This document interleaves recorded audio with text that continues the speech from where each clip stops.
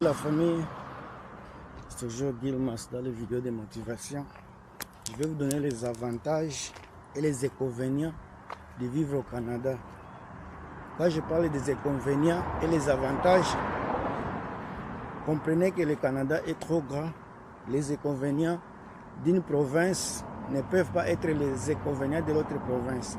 Sur les avantages d'une province peuvent être les désavantages de l'autre province. Et les désavantages de certaines provinces peuvent être les avantages de l'autre province. En général, j'espère que vous allez comprendre le but de la vidéo ici. Mais tout en espérant que vous allez me donner des commentaires, vous pouvez dévier sur la vidéo ici. Vous allez partager si vous voulez que d'autres personnes puissent en écouter, et vous allez également vous abonner si vous n'êtes pas encore abonné.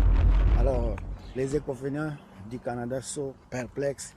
Pour moi, comme tout le monde le dit, le premier des avantages de ces pays ici, c'est le climat. À part le climat, pour moi, à part le climat, il n'y a pas de désavantages. Mais je vais toujours vous énumérer certains désavantages, mais tout en sachant que pour moi, je vais vous dire que pour moi, les plus attristés, c'est le climat. Quand il fait froid, il fait vraiment froid. Quand il fait froid, il fait vraiment froid. Je suis dans le quartier ici en train de me promener. Je pense que vous serez obligé à voir certains types de constructions dans la vidéo ici. Ouais, ça peut vous aider. Alors, c'est ça. Alors, le premier inconvénient pour moi, c'est le climat. Le climat du Canada, quand c'est froid, c'est froid. Également, quand c'est chaud, c'est vraiment chaud. Ça devient comme en Afrique. Maintenant, comme je dis, les inconvénients d'une province ne sont pas nécessairement les inconvénients de l'autre province. Par exemple, la province de la Colombie-Britannique, précisément à Vancouver et à Victoria, les deux villes-là, dans tous les pays du Canada, ce sont les villes où il fait beau, le climat fait beau. Au moins, je fais la vidéo ici. Il y a certaines provinces où il neige encore. Si vous allez à Yukon, Nunavut, certaines provinces du centre, par exemple Winnipeg, il y a encore de la neige.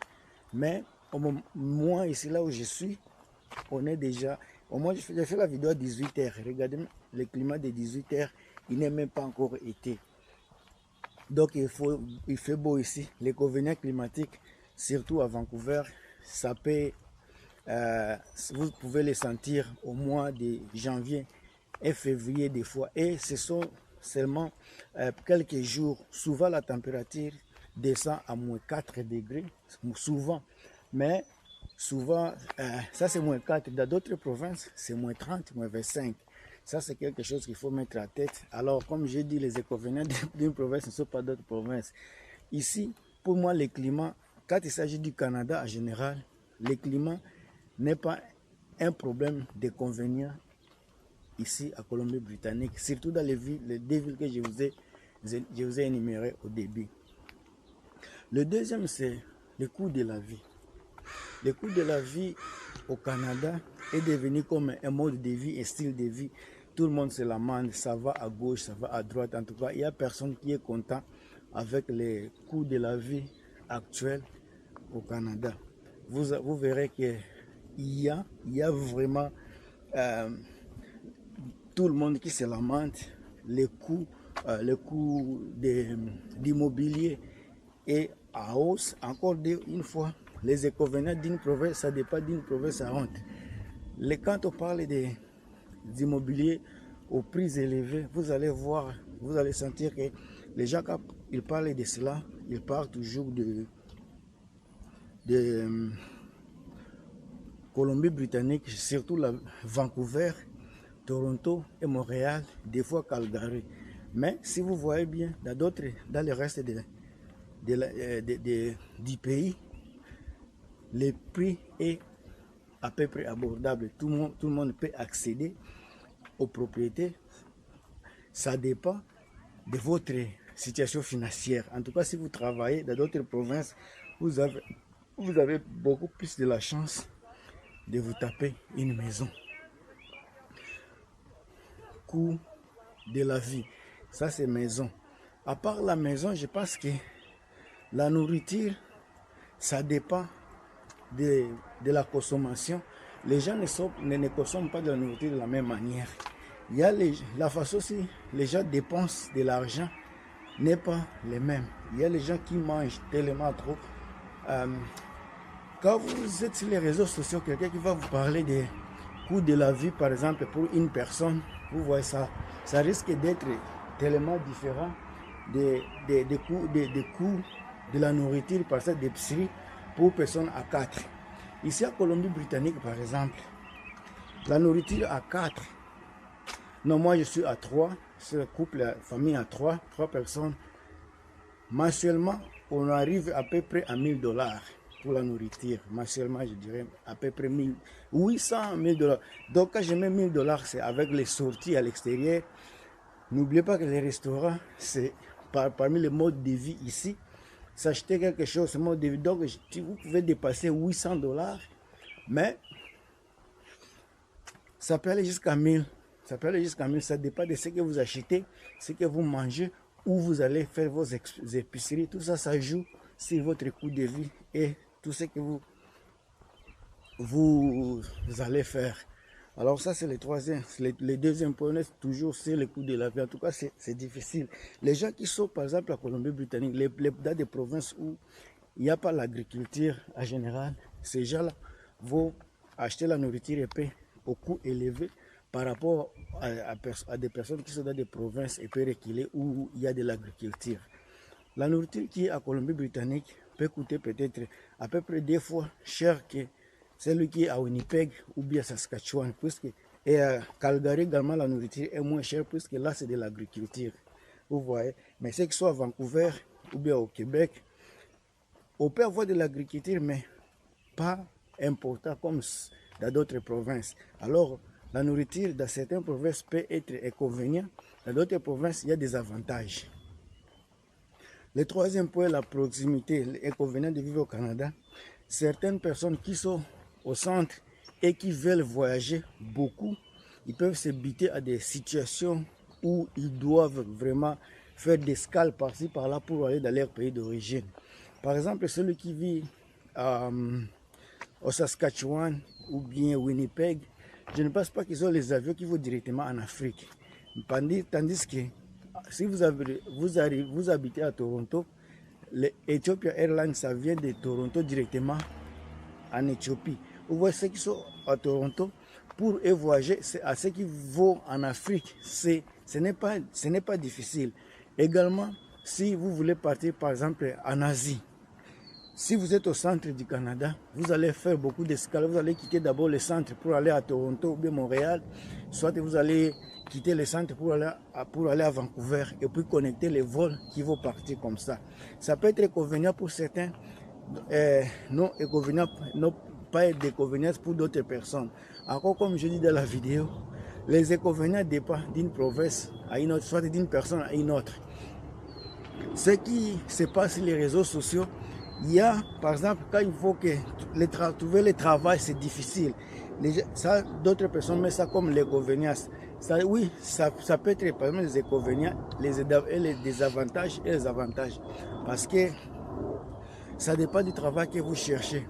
Si tu venais attaquer un enseignant, ça risque d'être difficile pour toi puisque si dans le secteur d'enseignement, on ne recrute pas, donc vous aurez des difficultés. Mais si vous allez dans des provinces où il y a le recrutement d'enseignants, ça ne sera pas inconvénient pour vous. Alors, les recherches sont toujours importantes à faire avant de quitter les pays, soit avant de se jeter dans les aventures, d'aller vivre en Occident. Ça, c'est selon moi, mais tout dépend de vous et de ce que vous voulez faire de votre vie. Il y a beaucoup d'avantages ici. Ça sont des inconvénients du Canada. Mais les avantages maintenant, les avantages du Canada, ça peut être également les désavantages d'autres pays. Ici d'abord, la qualité de vie est supérieure. La qualité de vie est là. vous n'allez pas regretter. Qualité de vie supérieure. Quand je parle de qualité, donc vous êtes capable à vivre comme vous voulez, à manger de la bonne nourriture. Ça dépend de ce que vous voulez encore manger. Donc une qualité de vie élevée. Ça c'est selon les statistiques, le Canada offre à sa population une qualité de vie élevée. Le deuxième point des avantages, quand je parle d'avantages, il y a l'espace dans les maisons. Regardez les maisons qui sont à côté de moi. Toutes ces maisons ici. Les maisons qui sont aux alentours de moi. Ce sont les maisons. Je ne suis pas dans des campagnes. Je ne suis pas dans les villages. Je suis dans la ville de Vancouver.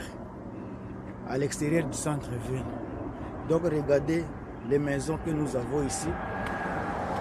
Beaucoup de maisons, beaucoup d'espace. Vous pouvez louer une chambre, ça peut être sous-sol. Les maisons qui sont ici, il y a beaucoup de sous-sol. Chaque maison est sous-sol ici au Canada, c'est comme ça. Maintenant, les sous-sols ici, il peut y avoir 2 chambres et salon, 2 chambres et salon, une chambre et salon. Il y a même des sous-sols qui sont de 3 chambres. Quand je parle de 3 chambres et salon, donc il y a cuisine également. À part 3 chambres, à part les salons et la cuisine, il y a des toilettes, il y a peut-être des storage. Toutes ces choses-là, ça y est là-bas. Donc il y a de l'espace. La cuisine, quand je parle de la cuisine, vous pouvez voir il y a des vidéos où j'ai montré, j'ai fait la vidéo de chez moi. Vous allez voir vraiment, il y a des espaces. Les espaces vraiment, ils sont. Ici, il y aura beaucoup de bruit dans la vidéo ici, mais je suis presque à la fin de la vidéo ici. Et je pense que vous allez quand même comprendre le fait. Je vais mettre les lunettes puisque le soleil tape mes yeux. Alors, les avantages de vivre au Canada, à part les maisons, l'espace que je vous ai dit, la qualité de l'éducation. La qualité de l'éducation que le Canada offre à sa population, ça permet même, c'est pour cela, ça me donne le courage de faire les vidéos, d'encourager les parents qui ont les enfants, d'amener les enfants étudier ici, puisque la qualité de l'éducation au Canada est vraiment élevée. C'est vraiment de la bonne qualité. Les enfants apprennent déjà beaucoup de choses dès le bas âge. Ça peut être, selon moi. Selon moi, je vois que mon enfant évolue très bien. Et il devient auto-indépendant dès le bas âge. En tout cas, pour moi, c'est bien. Et beaucoup de gens l'affirment. J'ai des voisins, pas voisins, presque quelqu'un que je connais, il est français.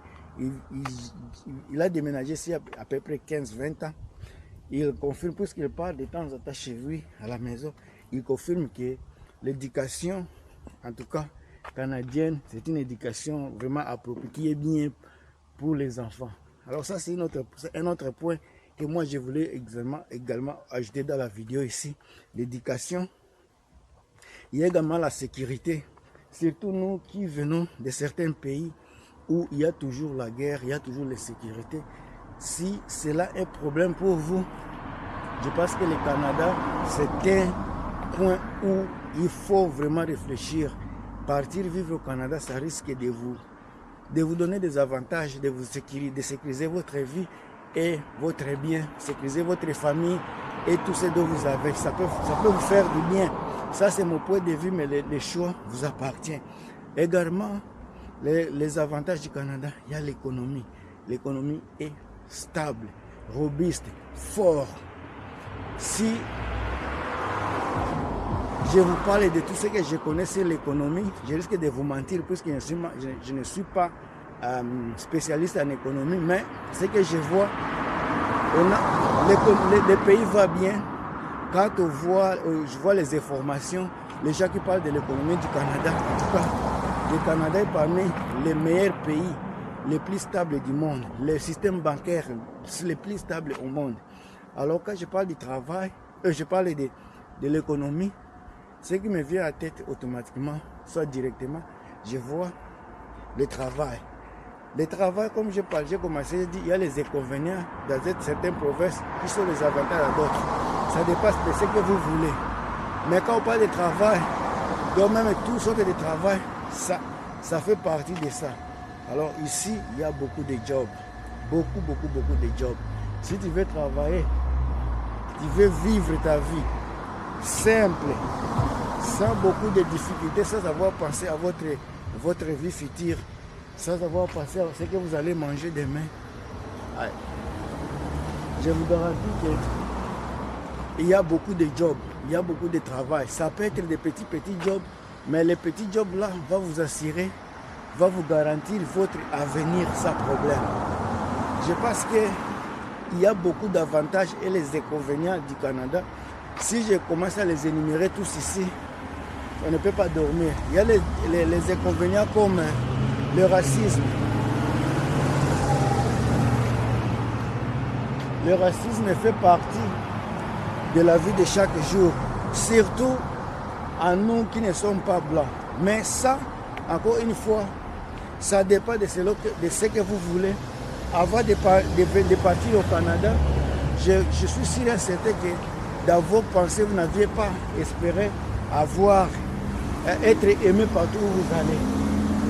L'essentiel est de focaliser sur ce qui est essentiel et faire de toutes sortes, de vivre une vie paisible et focaliser sur ce qui vous a amené ici en Occident.